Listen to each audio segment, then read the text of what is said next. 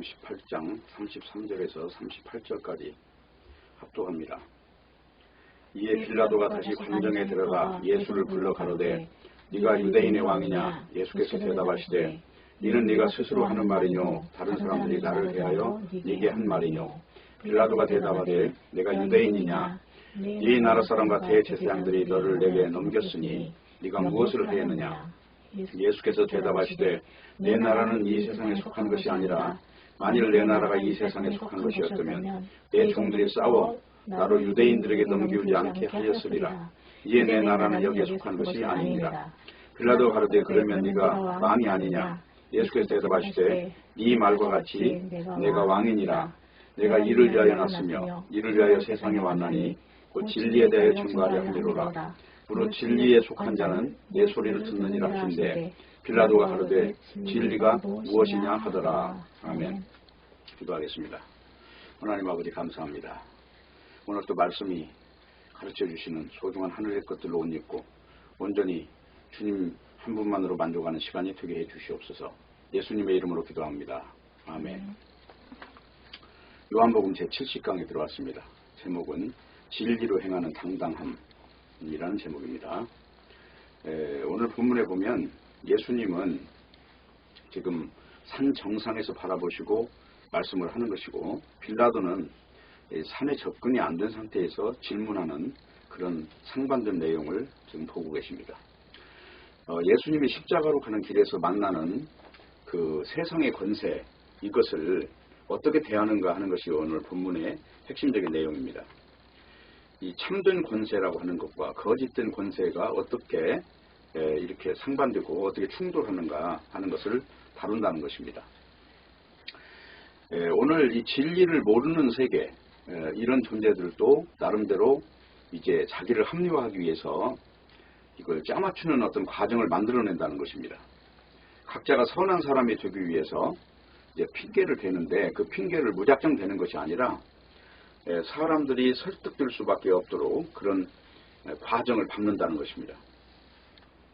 그래서 십자가에 죽이면서까지도 자기들은 선한 사람이 되어야 되는 어떤 그런 모순된 모습을 보이는 것이 이제 오늘 본문의 말씀인데요. 그렇기 때문에 이 지구에 존재하는 인간이라고 하는 존재는 결국은 선악과라고 하는 그 체계 아래에 있다고 하는 거예요. 왜냐하면 선악과라고 하는 것은 악은 버리고 선을 택하자. 그것이 선악과의 방향성이기 때문에 그렇습니다. 그래서 선이라는 명분을 만드는데 있어서 이제 십자가라고 하는 사건을 지금 도용했다고 하는 것입니다. 그렇기 때문에 우리가 이제 성경에서 알아야 되는 내용은 성경책은 선하게 사는 교과서가 아닙니다. 선하게 살자 이 운동을 하는 것이 아니고 성경책은 인간은 죄인이기 때문에 인간은 죽어야 한다는 거예요. 죽어있는 존재가 선이라고 하는 걸 설정한다는 것 자체가 이제 말이 안 된다는 지금 이야기를 하고 있는 것입니다. 그래서 성경은 계속해서 지금 십자가로 가고 있는 예수님에 대해서 성경을 응하게 하려고 이런 일이 생긴다. 이 말을 계속 뒷받침을 하고 있거든요. 그 말은 무슨 말이냐면 하나님께서 만드신 세계는 예수 그리스도의 피값으로 그 하늘나라를 만들겠다는 의도입니다. 그렇기 때문에 창세기에 나타나는 여자의 후손은 반드시 가죽옷이 되어야 되는 전제가 붙어 있는 거예요. 가죽옷이라는 것은 죽음으로써 희생을 통해서 뭔가 나의 희생을 통해서 다른 사람에게 어떤 은혜를 주고자 하는 그것의 목적이 있기 때문에 성경은 철저히 가죽옷의 사상이라고 하는 것입니다. 그런데 사람들은 가죽옷이라고 하는 것을 이제 정당화하지 못하고 항상 하는 일은 자기 의를 위하여 무화과나무 옷을 입는 방식으로 이제 이 역사를 만들었다고 하는 것이에요. 그것을 가지고 자기 의라고 하고 예수님께서 십자가에 죽으심으로써 그 의를 이루신 것을 가죽옷이라고 하는 이 두 가지 의가 등장하는 것입니다. 그래서 십자가 사건이라고 하는 것은 예수님이 그냥 십자가에 달리셔서 돌아가셨다 이런 내용으로 보면 안 돼요. 그래서 이분이 아프게 못에 찔려서 옆구리에 창이 찔려서 그렇게 죽으셨구나 이런 동정심을 유발하는 게 십자가가 아니에요. 십자가라고 하는 것은 십자가에 매달리게 만들었던 그 요인들이 무엇이냐 이것을 지금 다루고 있다고 하는 거예요. 오늘 지금 본문에 발생되는 재판 절차를 잘 보면은 이미 사형이라고 하는 결론이 나 있습니다. 그런데 굳이 재판이라는 절차를 왜 거치는 것입니까? 그것은 인간들이 지금 선악과 체계 아래 물들어버린 이 존재들을 이제 자기 편으로 만들기 위한 하나의 술수에 불과한 거예요. 이 재판이라는 과정을 거쳤기 때문에 이건 정당한 재판이고 사형이 당연한 것이다. 이것을 주입시키기 위해서 지금 재판이라고 하는 절차를 거치고 있는 것입니다.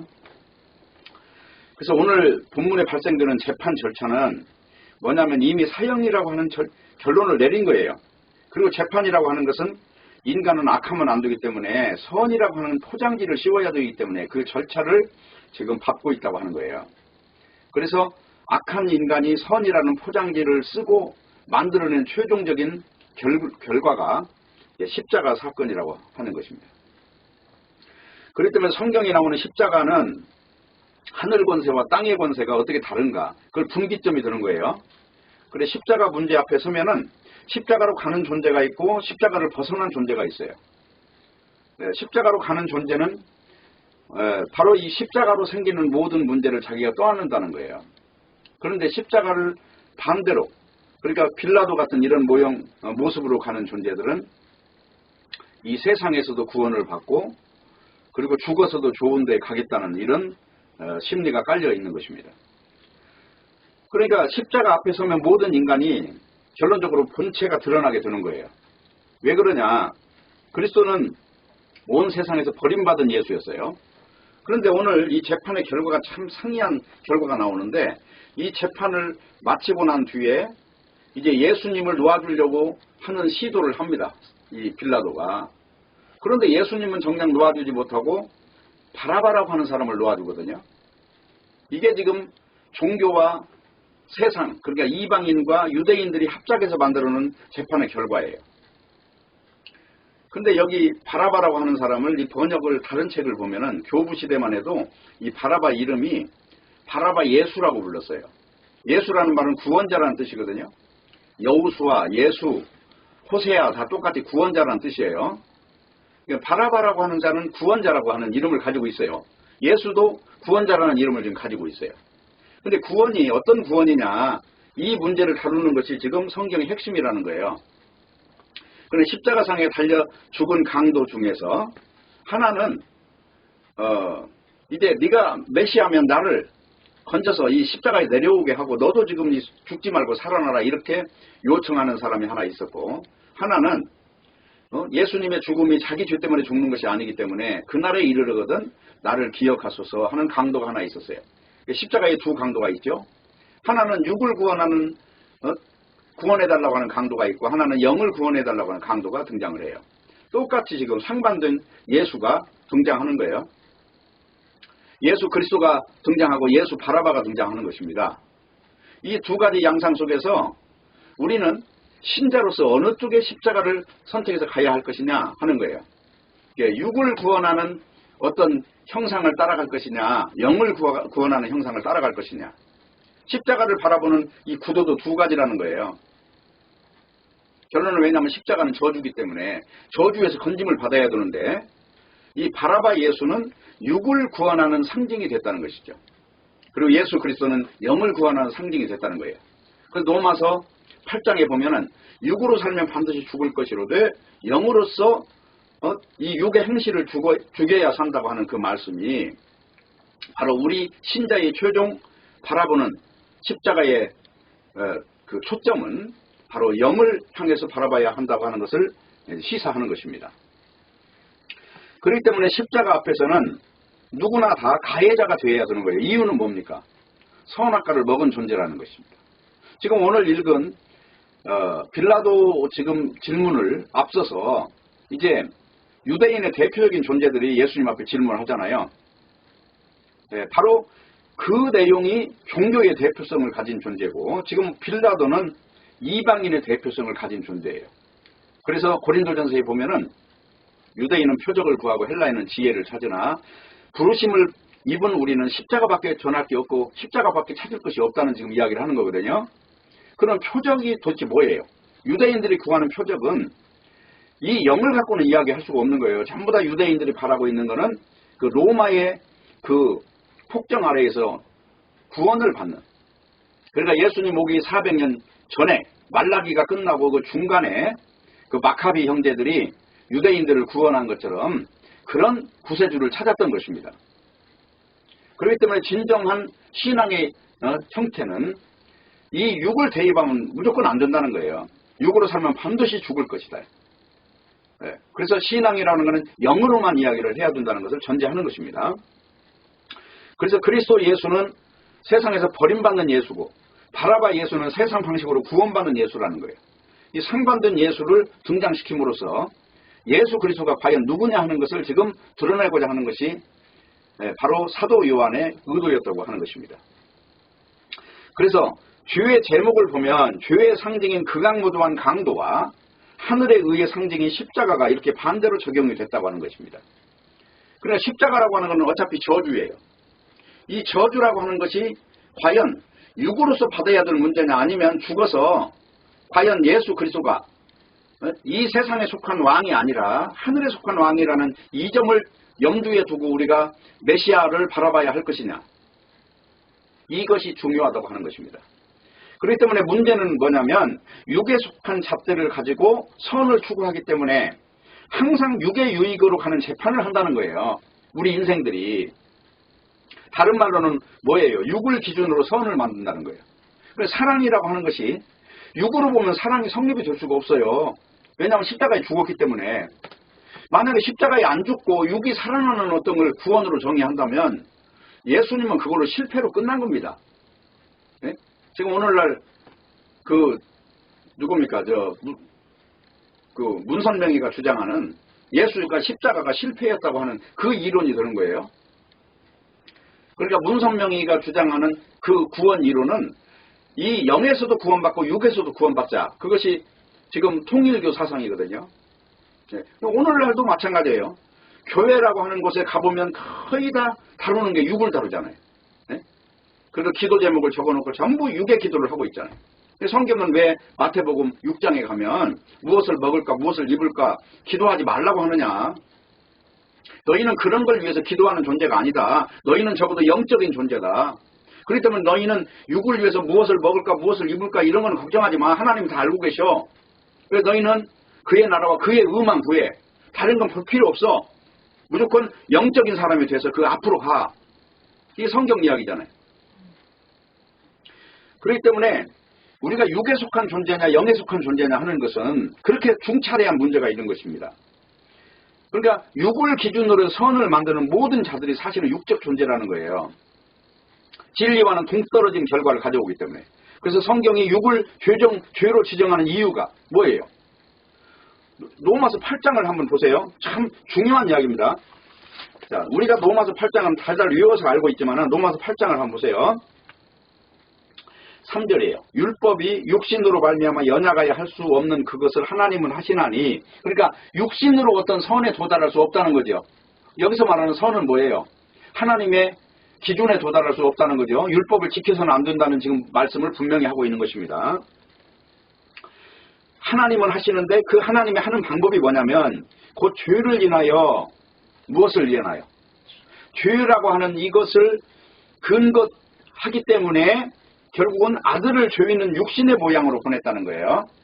아들을 죄로 형상화된 형태로 보내서 그 다음에 이제 중요한 이야기는 뭐예요? 죄 있는 육신의 모양으로 보내어 육신의 죄를 정하여 그랬죠. 어디에 죄를 정했다고요? 육신을 죄로 정했다는 거죠. 그러면 오늘날도 우리 신자도 마찬가지예요. 이 죄라고 하는 게 다른 게 아니에요. 육신이라고 하는 게 죄라고 하는 거예요. 선악과를 먹고 육신이 된 거. 이걸 죄의 총체로 보는 거예요. 육신의 죄를 정했다 이 말은 원래 죄가 아닌데 육신이 새롭게 죄로 등장한 게 아니라 선악과를 먹고 육신이 전부가 된 이 존재가 바로 죄덩어리라는 거예요. 그럼 구원은 뭡니까? 성경에서 그토록 말하는 구원은 육신에서 빠져나오는 것을 구원이라고 한단 말입니다. 그래서 성경에는 자아를 죽이라는 거예요. 이 육체로 구성된 존재를 십자가에 못 박아 죽여서 성령을 받은 존재만 새로운 피조물이라고 하는 것입니다. 성령 받은 존재. 그러니까 이거는 지금 이 육신이 끝났고 하늘에서 온 씨가 지금 들어왔다는 거잖아요. 왜냐하면 육은 죽은 존재이기 때문에 이 육을 근거로 해서는 어떤 것도 만들 수가 없는 거예요. 하나님의 새로운 피조물의 작업은 무에서 유입니까? 유에서 유입니까? 지난번에 말씀드린 바와 같이 무에서 유입니다. 그렇기 때문에 거듭난다고 하는 것도 이 육을 죽어서 나중에 이 육이 여기에 무슨 영과 혼과 육이 있는데 이 속에 지금 영이 들어있어서 요놈을 데리고 가겠다는 것이 아니고 하늘에서 온 신령한 성령으로 인해서 그 성령을 받은 이 존재를 새로운 피조물로 보는 것입니다. 이 죽은 육체가 무슨 개과천선에서 새롭게 된 이 존재를 새로운 피조물로 보는 게 아니라 지금 이 육체에 전혀 다른 생명의 씨가 심어진 이거를 새로운 피조물로 본다고 하는 것입니다. 그것이 고린도후서 5장 이야기란 말입니다. 고린도후서 5장을 보세요. 고린도후서 5장을 보면은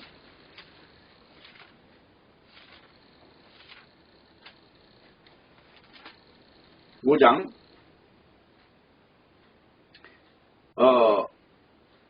15절 보세요. 저가 모든 사람을 대신하여 죽으시면 산자들로 하여금 다시는 저희 자신을 위하여 살지 않고, 여기 자신을 위하여 살지 않는다는 것은 이건 단절인가요? 연결인가요? 여기 이제 굉장히 중요한 이야기가 있어요. 오직 저희를 대신하여 죽었다가 다시 사신 자의 생명이 심어졌다는 거예요. 거기에 나오는 내용이 17절이에요. 그런즉 누구든지 그리스도 안에 있으면 새로운 피조물이라 그랬죠. 그리스도 안이라는 것은 뭘 말합니까? 하늘에서 내려온 분이 생명의 시작점이 됐다는 얘기를 하는 거예요, 지금. 그리고 그 안에 들어있는 존재는 전혀 새로운 존재가 지금 된 것입니다. 과거에 있는 선악과 아래에 있는 존재는 종지부를 치고 이미 그건 십자가에 못 박아서 다 죽여서 흔적마저 다 없애버리고 저 하늘에서 내려온 생명으로 시작됐다는 거예요. 이게 새로운 피조물이에요. 그러면 어떻게 되느냐? 이제 16절이 답이에요. 그러므로 우리가 이제부터는 아무 사람도 육체대로 알지 아니하노라. 지금 육체를 근거로 해서 과거에 저 사람이 집안이 좋고 과거에 학벌이 좋고 과거에 저 사람이 죄 안 짓고 훌륭한 사람이야, 이런 건 아무 의미가 없어요. 왜냐? 그거는 육체대로 아는 시각일 뿐이에요. 그거는. 그런데 중요한 건 뭐냐면 이제부터는 육체대로 알지 아니하노라 하는 것은 뭡니까? 과거에 있던 거는 다 제로가 된 거죠. 제로섬. 제로섬이 됐고 오직 그리스도로 인하여 생명이 시작된 이 존재만 전혀 새로운 피조물로 이제 하나님께서, 다시 말하면 근본이 전혀 다른 데서 나왔다는 거예요. 위로부터 나왔다는 거예요. 그러니까 사도행전 2장에서 보면 새 생명으로 거듭날 때 왜 불로 다 태워서 진멸하느냐, 왜 불의 혀 같은 것이 갈라져서 각 사람 위에 있었느냐. 불이라는 건 뭐예요? 소멸이에요. 소멸은 뭐가 남아있는 게 아니잖아요. 다 태워서 없앤 거죠. 화장터에 들어가서 그 안에 들어가서 다 완전히 온도가 몇천 도가 되는 온도에 의해서 다 형질이 사라져버린 거, 이걸 지금 이야기하고 있는 거예요. 그리고 하늘로부터 내려온 그 성령을 받은 것, 이걸 일컬어서 새로운 피조물이라고 하는 것입니다. 그렇기 때문에 육에 속한 잣대를 가지고 살아가는 모든 것들이 바로 십자가의 원수가 되는 거예요. 왜 그럽니까? 세상이라고 하는 건 육을 다스리는 것이 힘이고 정의예요. 이 육을 다스리는 데 초점이 있잖아요. 빌라도도 그렇고 지금 가야바도 그렇고 안나스도 그렇고 전부 다 현재 눈에 보이는 이 존재를 실존으로 보는 존재들이에요. 그게 종교의 정체고 그게 정치의 정체입니다. 그렇기 때문에 우리는 육으로 옳고 그름과 악을 선택할 수 없다는 것입니다. 그러니까 문제는 뭐예요? 세상을 다스리는 권세자들이 무엇을 가지고 정치를 합니까? 그들은 행복하게 해줄 요소와 조건들을 바로 이 세상 안에 갇혀 있다고 지금 말하는 존재들은, 세상의 권세를 잡은 존재들은. 그래서 세상의 것만 소유하면 기쁨과 행복은 자동적으로 따라온다고 믿게 만드는 거예요. 성경은 그걸 거짓이라고 말하는 것입니다. 인간은 해 아래 수고하는 모든 것들이 다 헛되고 헛된 것밖에 없고 바람을 잡는 것이고 아무리 훌륭하게 살았어도 그는 하나님 앞에서 지옥 갈 존재인 것이고, 인간이 그들에게 박수를 보내는 아주 대단한 위인이라 할지라도 하나님 앞에 서면 그는 지옥불로 들어가는 자기 의를 입고 있는 존재라고 하는 것을 성경이 선언하고 있다고 하는 거예요. 그렇기 때문에 세상 모든 것들을 갖추었다고 해도 그것을 전부 다 거짓으로 보는 것이 선지자의 영이고 사도의 영이라고 하는 거예요. 대표적으로 이사야 같은 사람은 이사야 28장 1절부터 보면 뭐라고 나오냐면 취한 자 에브라임의 교만한 멸류관이여 화 있을진저 술에 빠진 자의 성 영화로운 관같이 기름진 골짜기 꼭대기에 세우는 성이여 쇠장에 가는 꽃 같으니 화 있을진저 뭐예요? 이 육체 거 가지고 행복을 찾는 자들한테는 화가 있다는 거잖아요. 화 있을진저 보라 주께 있는 강하고 힘 있는 자가 쏟아지는 우박같이 파괴하는 광풍같이 큰 물의 창이람같이 손으로 그 멸류관을 땅에 던지리니 예, 멸류관을 땅에 던진다는 건 뭐예요? 인간이 자랑스럽게 여기는 그거를 다 짓밟아버리고 거기서 침을 뱉는다는 거예요. 그 영광을 찾고 있는 그 존재들에 대해서 그게 거짓 것이다라고 하는 걸 드러낸다는 거예요. 그러면서 뭐라고 그럽니까? 3절에 에브라임의 취한 자의 교만한 멸류관이 발에 밟힐 것이라. 세상 걸 가지고 만족을 누리고 있는 모든 자들, 빌라도 같은 이 존재들이 예수 그리스도 앞에 가면 밟힌다고 그러잖아요. 최종적인 승리자는 지금 빌라도가 아니고 예수님이에요. 빌라도가 물어보잖아요. 네가 왕이냐? 나는 세상에 속한 왕이 아니야. 만약에 내가 세상에 속한 양이면 내가 여기 끌려올 리가 없어. 왜냐하면 힘의 세계는 힘으로 싸우기 때문에. 근데 나는 진리의 세계를 가지고 온 사람이지 힘의 세계하고는 상관이 없어. 그 말이거든요. 그러니까 빌라도가 물어봐요. 진리가 무엇이냐? 진리는 뭡니까? 진리라는 건 죽음을 넘어가는 걸 진리라고 그래요. 진리를 가졌다 하는 것은 뭘로 얻다가 할 수 있냐? 이 육체가 가짜라는 것을 증명해내는 사람이 진리를 품은 자들이에요. 그럼 거짓 것을 가진 존재는 뭐냐? 이 육체라고 하는 걸 실상으로 보는 존재들은 전부 다 거짓 것을 잡은 자예요. 선악과 자체가 거짓 것이에요. 하나님은 세상에 두 가지를 주셨어요. 하나는 생명과 하나는 선악과예요. 선악과를 가지고 이게 진짜다. 이게 전부 거짓 것이라는 거예요. 그래서 지금 이게 이사야서가 그거예요.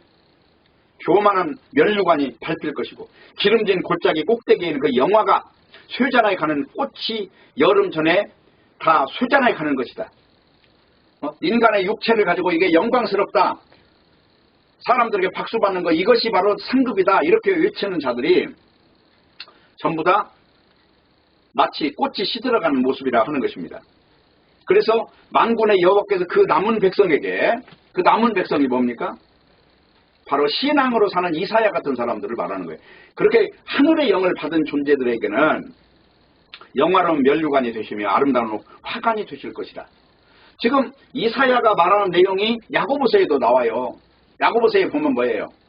다 안개 같은 것이 세상이라고 그랬잖아요. 풀의 꽃이라고 하는 거잖아요. 세상을. 그렇기 때문에 신자의 세계는 이 육으로 대입하면 무조건 망한다고 생각하시면 되는 것입니다. 그러면 십자가 앞에 세웠을 때 십자가 속으로 들어가는 존재가 있고 십자가를 피해가는 존재가 있다는 거예요. 십자가는 왜냐하면 저주기 때문에 선악과를 먹었기 때문에 저주받은 존재가 저주 속으로 들어가는 게 사는 길인데 이 존재들은 지금 육을 실체로 보기 때문에 저주를 비껴가겠다는 것이거든요. 오늘 빌라도 같은 경우도 백성들에게 원망을 안 듣겠다는 거예요. 지금 최대한 내가 정치를 잘해서 이 사람들에게 인정을 받고 내가 임기를 채우겠다. 그런 지금 욕망으로 십자가 앞에 서는 것입니다. 그런데 예수 그리스도는 전혀 다른 시각을 갖고 있는 거예요. 그래서 사람이 지정한 모든 재판은 다 불법이 되는 겁니다. 근데 오늘날 우리 인생들이 뭘 하고 있어요? 알고 보면 전부 다 재판하고 있는 겁니다. 뭐가 옳으냐 뭐가 선이냐 하고 자기 속에서 날마다 싸우고 있는 거예요.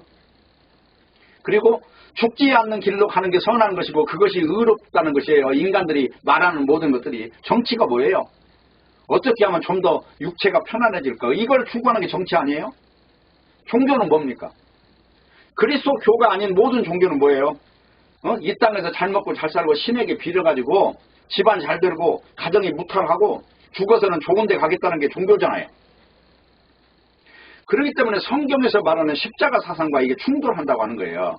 빌라도라고 해서 종교가 없었겠어요? 이방인의 종교가 당시 로마 시대만 해도 최하로 1800개가 있다는데 그 중에 한 개라도 믿고 있겠지. 종교 없는 사람이 오늘 어디 있습니까? 불교든 기독교든 도교든 유교든 뭔가를 하나는 지금 가지고 있잖아요. 무신론이라고 해도 그것도 종교라는데 일종의. 그렇지만 그들이 죽음 앞에 가면 암이라도 걸려가지고 고통이 시작되면 신을 찾는다잖아요. 아무리 무신론을 주장했던 존재들도. 그래서 오늘 지금 이야기는 안나스의 예비 신문이 끝나고 가야바의 신문, 그 다음에 불법적인 사내들인 야간 재판, 불법적인 사내들인 아침 재판. 원래 재판은 정식으로 낮에 해야 되는데 지금 하루 만에 다 끝내는 거거든요. 이유가 뭐예요? 빨리 지금 사형을 처리를 해야, 6월절 전에 처리를 해야 되는 이 종교의 압박을 받고 있고 정치에 인심을 잃지 말아야 되는 존재가 지금 여기 합세해가지고 지금 이 일을 완성해 나가는 것입니다. 그리고 오늘 이 재판의 최종 조종자는 누구냐면 안나스예요. 안나스는 지금 대제사장이 아니란 말이에요. 이전에 대제사장이었어요. 근데 안나스는 대단한 영향력을 가지고 있는 사람이에요. 이미 그는 자리에서 물러났지만 이미 실권을 가지고 있는 존재예요. 그래서 사위 가야바의 장인이기 때문에 AD 6년부터 15년까지 제사장직에 종사했던 존재예요. 그는 종교적인 정신적인 지도자로서 민족의 완전히 흠모를 받는 존재였어요. 그러면서도 이는 단지 존경을 받는데 뒤로는 부정축제를 많이 해서 권력과 금력을 다 확보했던 존재예요. 로마의 조종을 받으면서 대제사장직에 퇴직 후에도 차기 대제사장 임명권을 다 가지고 있는 영향력을 가진 존재였단 말이에요. 이게 육적으로 굉장히 짜임새 있는 이 삶을 사는 존재란 말이죠. 세상적으로 보면 성공한 존재예요. 그러니까 대제사장 임명도 할 수 있고 그 사람을 당락을 다 결정질 수 있는 대단한 오늘날 공천권을 가지고 있어요. 그것도 들 수 있는 사람. 종교의 배후에는요, 이 유대교라고 하는 이 나라는 종교나 정치가 하나이기 때문에 바로 여기에 최고 실권을 가진 존재였단 말이에요. 그러니까 예수님한테 그러잖아요. 네 제자들이 왜 다 도망갔냐 이렇게 비아냥거리 신문을 했던 존재예요. 예수를 죽이기로 정해놓고 죄목을 이제 붙여야 될 거 아니에요. 그러니까 그 죄목을 찾으려고 신문한 거예요. 정작 죄를 찾으려고 한 것이 아니라 적당한 죄목을 붙여서 죽이는데 아주 합리적으로 백성들을 설득하는데 용이하도록 그렇게 살아간 존재란 말이에요. 그러니까 가야바라고 하는 존재는 법관이지만 안나스의 지령대로 그냥 요식 행위만 하는 존재예요. 오늘날도 세상은 그렇습니다. 결론적으로 내가 사는 것 같지만 배후에는 사탄이 잡고 사탄이 조종한 대로 살다 가는 거예요. 선악과에 의해서 예수 그리스도를 대적하거나 예수 그리스도 안에 들어오거나 이 둘 중에 하나밖에 없거든요. 그래서 누가복음 22장 70절에 보면 하나님의 아들이라는 선포를 분명히 했는데도 참남죄를 씌우잖아요. 자기가 하나님의 아들이라고 이름을 붙이잖아요. 그러니까 예수님이 십자가에 죽을 때 그 죄목이 있어요. 자칭 하나님의 아들이라, 유대인의 왕이라, 이런 죄목을 붙인 거예요. 오늘날 사진을 만약에 찍었다면 세상 사람들은 당연히 그걸 설득을 당할 수밖에 없는 이 죄 때문에 죽었다. 근데 예수님은 지금 세상과 아무 관계없는 이야기를 한 거거든요. 그냥 평소에 살면서 떡으로 사는 게 아니라 하나님의 입에서 나오는 말씀으로 사는 것이다. 예수님께서 이 땅에 오셔서 가장 충돌을 일으킨 게 뭐예요? 마귀 자체가 야, 떡 먹게 해줄게. 근데 예수님이 떡을 거절했잖아요. 사람이 떡으로 사는 게 아니고 하나님의 입에서 나오는 말씀으로 살아. 그것이 마태복음 6장에 나오는 내용이라니까요. 사람이 하나님 앞에서 무엇을 먹을까 무엇을 입을까 그거 구하지 말라는 거잖아요. 떡 구하지 말라는 거죠. 그건 뭐 그의 나라와 그의 의를 구하라는 거죠. 예수님이 지금 살아간 방법대로 살아가는 거죠. 사람이 떡으로 사는 게 아니라 하나님의 입에서 나오는 말씀으로 사는 거죠. 두 번째, 저 성전 꼭대기에 서고 뛰어내려라. 다치지 않게 해줄게. 그건 뭐예요? 신비한 존재가 되게 해줄게. 그러면 너는 아마 천하에서 대단한 사람이 될 거야. 너는 그냥 발을 땅에 딛지 않아도 살 만큼 대단한 한마디로 영화를 누릴 거야. 예수님이 그래요. 사탄아 물러가라. 땅에 있는 이런 거에 대해서 관심이 없었어요. 사도 바울도 마찬가지잖아요. 유대인은 표적을 구하고 헬라인은 지혜를 찾으나 우리는 십자가밖에 없다. 지혜를 찾는 건 뭐예요? 똑똑한 사람이 되는 거고 더 많이 아는 사람이 되는 거잖아요. 훌륭한 사람이 되고 사람들을 다스릴 만큼 많은 지혜를 갖는 사람이 되는 게 소크라테스의 그 그리스 사상이잖아요. 소크라테스, 플라톤, 아리스토텔레스. 그리고 유대인들은 뭐예요? 모세와 같이 그냥 막 홍해가 갈라지는 이런 표적을 행하는 사람이 되는 걸 원했던 것이죠. 근데 신자라고 하는 존재는 이런 것과 아무 관심이 없는 거예요. 오직 십자가에 달린 예수 그리스도 한 분 안에서 우리가 예수와 함께 죽었고 하늘의 성령을 받아서 새 생명이 됐느냐, 이 문제만이 오직 하나의 질문 앞에 서는 것입니다. 그렇기 때문에 로마 정부의 반역죄로 몰고 간 그 정치적 문제를 가지고 결국은 이슈를 삼은 거예요. 그래서 빌라도의 사형 승인을 얻고자 해서 유대 법정에서는 예수 그리스도의 민중을 소요시켰다는 반역이라는 그 문제를 들고 결국은 이는 뭔가가 사람을 미혹시키는 사람이기 때문에 이 존재만 죽여버리면 모든 문제가 해결됩니다라는 죄명을 씌웠던 거예요. 당시에 로마 총독 본부는 가이사라 빌립보에 있었어요. 그런데 빌라도는 지금 6월절 소요를 이제 입수하고 이걸 제어하려고 예루살렘에 와 있던 상태에서 지금 재판을 진행한 겁니다. 근데 보시면 잘 아시지만 법관이라는 존재가 민중의 여론에 의해서 결론적으로 재판을 했다는 거예요. 그럼 오늘날 지금 정치가 됐든 종교가 됐든 다 이렇게 흘러가고 있어요. 정말로 의로우냐 사람이. 그렇지 않다는 거예요. 자기 살 길부터 찾는다는 거예요.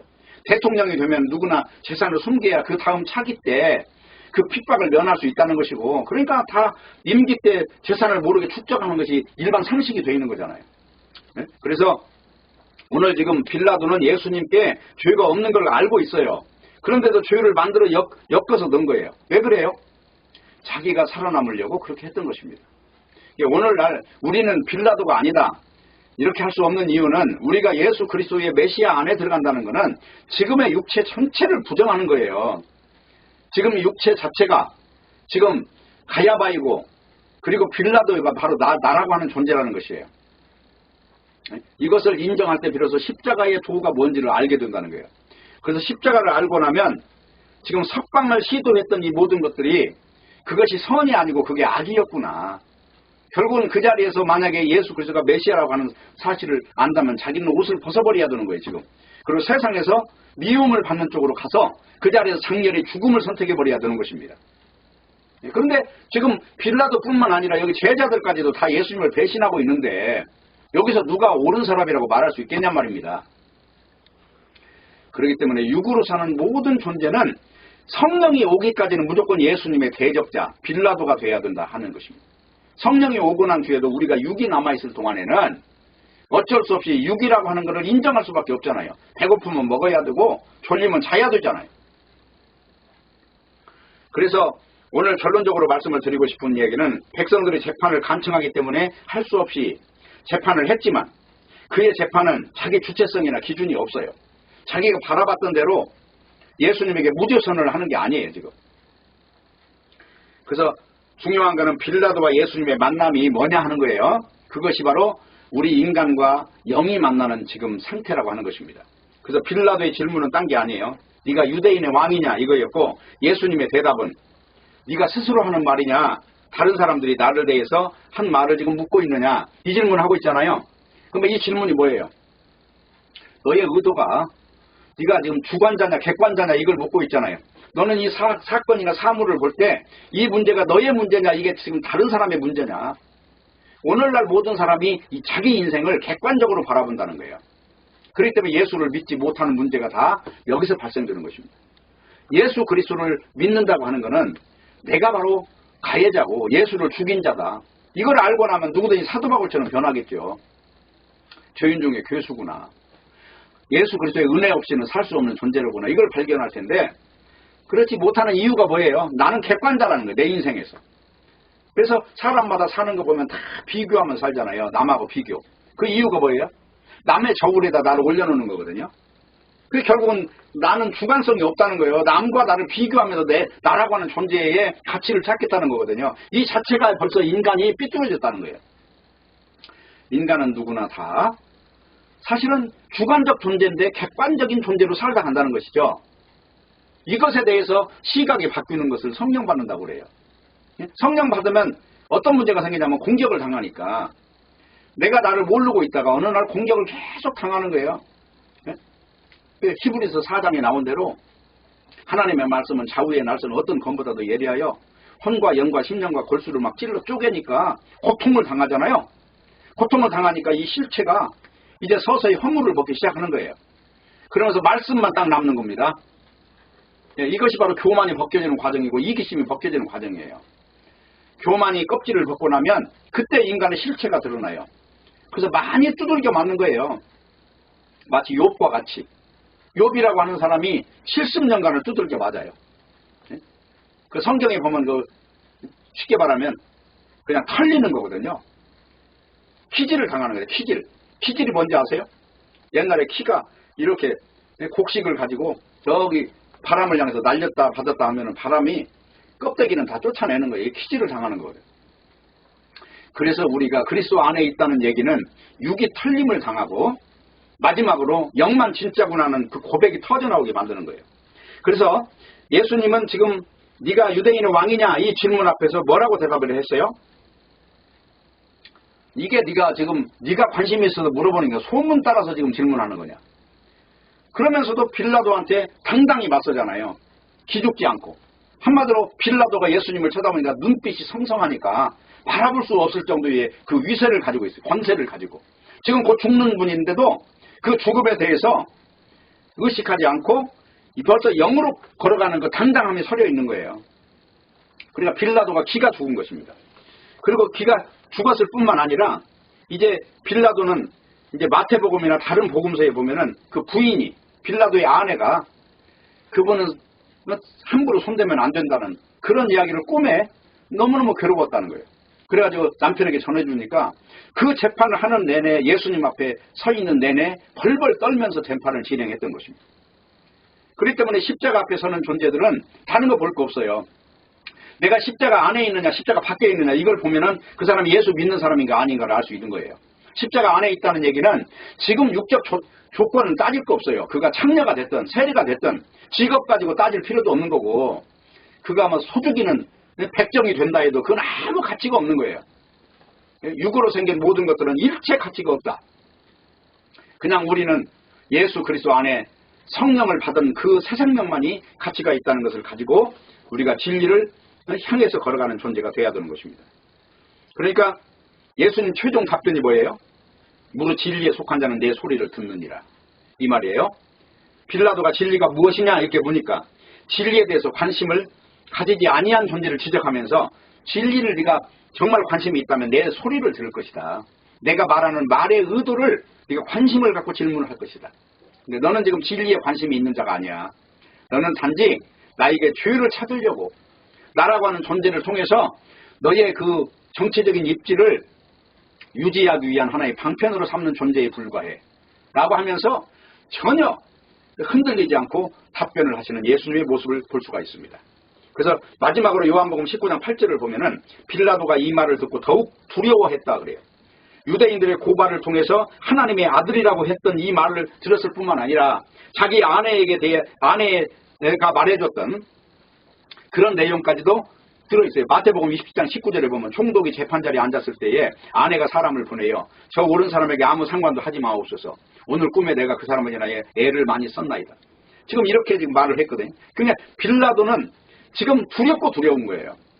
단지 이 하찮은 목숨 하나 유지하기 위해서 예수님을 죽여서 사도신경에 보면은 빌라도에게 못 박에 죽였다고 하는데 그 악한 존재의 대명사로 불리고 있는 존재가 됐지만 그러나 사실은 이 빌라도의 모습이 우리 인생들의 모습이라고 하는 것입니다. 따라서 오늘날 많은 사람들이 생각하는 진리라고 하는 것은 어떻게 지금 오해가 되고 있어요? 육체적인 나에게 도움이 될 것을 찾는 진리를 찾고 있잖아. 이걸 갖다 뭐라고 그래요? 바로 실용성이라고 하는 걸 가지고 진리를 찾고 있어요. 그러나 성경은 그런 예수는 없습니다. 이 육체를 부인하게 해서 육체 자체가 아무 의미가 없다고 하는 마지막 결론에 도달하는 사람만 진리 안에 서는 것이에요.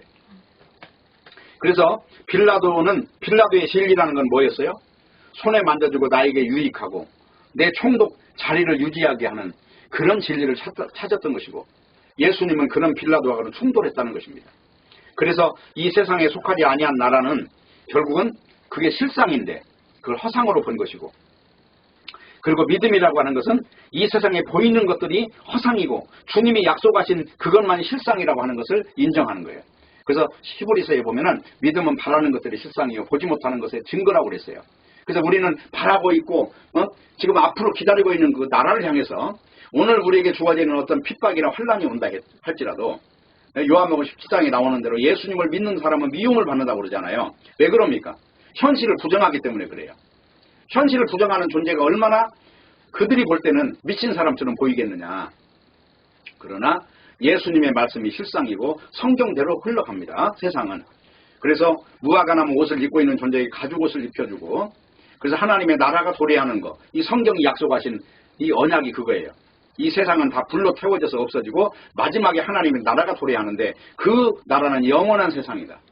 잠깐 있다가 없어지는 안개가 아니라 영원히 죽지 않는 세상을 언약하신 것입니다. 하나님의 생명을 주셨다는 것이죠. 그래서 이 언약을 잡고 있는 신자는 십자가 안에 있느냐 밖에 있느냐 이 한 가지를 가지고 자기를 저울질해야 돼요. 오늘날 내가 인본주의 교회에 속해가지고 나 죽으면 천국 갈 거야 라고 믿고 있는 어리석음을 벗어버리고 그냥 예수 그리스도를 믿고 모든 운명을 다 예수님께 던지고 떠나나와야 되는 거예요.